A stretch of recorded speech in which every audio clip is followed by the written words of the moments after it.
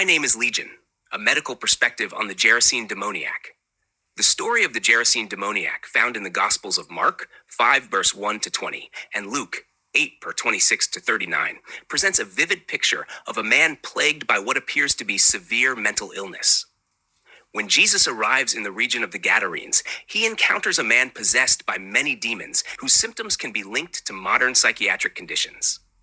Through the lens of both biblical context and contemporary medical understanding, this passage offers a unique insight into the intersection of faith, mental health, and divine healing. A demon-possessed man healed. Mark 5, 1-5 recounts the arrival of Jesus in the land of the Gadarenes, where a man from the city, who had demons for a long time, meets him. The man is described as wearing no clothes, living in the tombs, and demonstrating behaviors that are beyond the control of society. This portrayal suggests a man suffering from a severe form of mental illness, possibly characterized by psychosis, dissociation, or profound self-destructive tendencies. In ancient times, afflictions that were difficult to explain were often attributed to external supernatural forces. The term demon, Greek daimon, was commonly used to describe such forces. In its most basic sense, daimon refers to a divider of destinies, or distributor of fortunes, often considered a fate controlling human life. This view can be directly linked to the natural process of cellular decay and aging. Just as ancient cultures saw fate as something that could be influenced by unseen forces, modern science recognizes that biological processes, like aging, genetic predispositions, and disease, determine much of human destiny. From a biological standpoint, humans are inevitably subject to cellular aging, a process that includes the gradual breakdown of cellular function, accumulation of mutations, and various age-related diseases. In this light, daimon could be interpreted not as a malevolent entity, but as a symbolic representation of the inescapable decline of the human body. Today, diseases like arthritis, epilepsy, schizophrenia, and various degenerative conditions are understood as the result of cellular breakdown.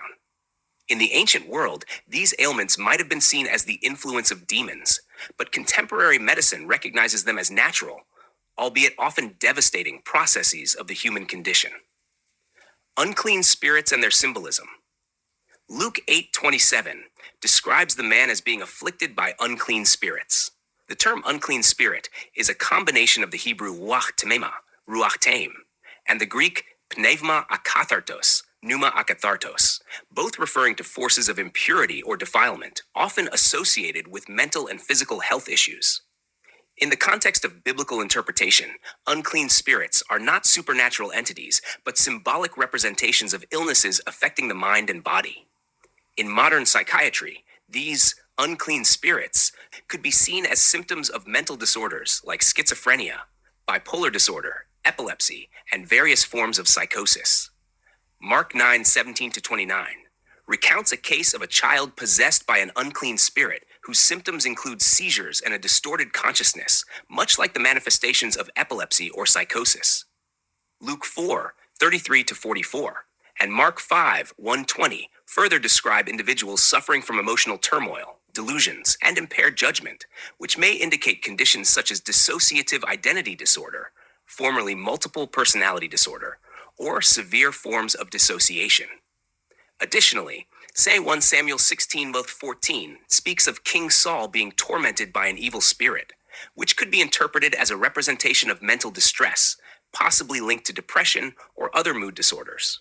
Proverbs 17:22 highlights the psychosomatic nature of the spirit of infirmity in Luke 13:11, showing how physical ailments can be a response to emotional or mental distress.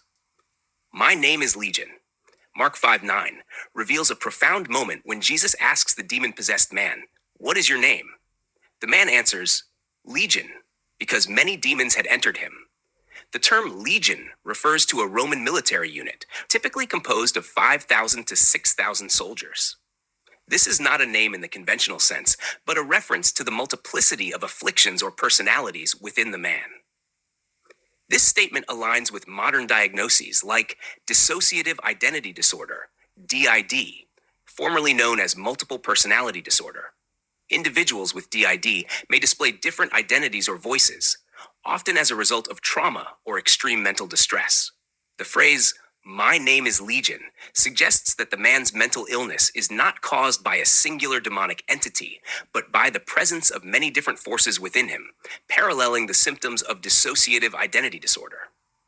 The use of the word legion emphasizes the fractured nature of the man's psyche, with each demon representing a different personality or aspect of his mental turmoil. The transference to the swine. Mark 5:12-13 recounts the demons begging Jesus not to be sent into the abyss, but to enter a herd of swine. When Jesus permits this, the demons enter the swine, which then rush off a cliff and drown. This dramatic event can be interpreted from a medical perspective as the transference of a psychiatric disorder to another host. Schizophrenia and bipolar disorder, especially during manic episodes, often lead to impulsive, erratic behaviors and self-destructive tendencies. The swine's behavior, running off a cliff, could be seen as a manifestation of extreme distress, similar to a human experiencing a manic episode or psychosis. In neurobiological terms, sudden exposure to a high-stress stimulus, such as a change in brain chemistry, can induce a state of hyperarousal, resulting in erratic behavior or panic. The swine's reaction to the acute psychological disturbance could be seen as an instinctual fight-or-flight response to overwhelming neurological distress, much like what can occur in humans suffering from untreated mental illness. Healing and restoration. Mark 5:15 describes the transformation of the man after the demons depart. Then they went out to see what had happened and came to Jesus and found the man from whom the demons had departed sitting at the feet of Jesus, clothed and in his right mind. This healing is not merely physical, but also psychological. The man, once a danger to himself and others, is now restored to his right mind, emphasizing the idea that true healing involves both mental and spiritual restoration. The contrast between the man's previous state, living in the tombs, bound by chains, and his restored state, clothed and in his right mind, underscores the holistic nature of the healing Jesus offers. This healing goes beyond the alleviation of physical symptoms and touches upon the core of the person's identity and well-being.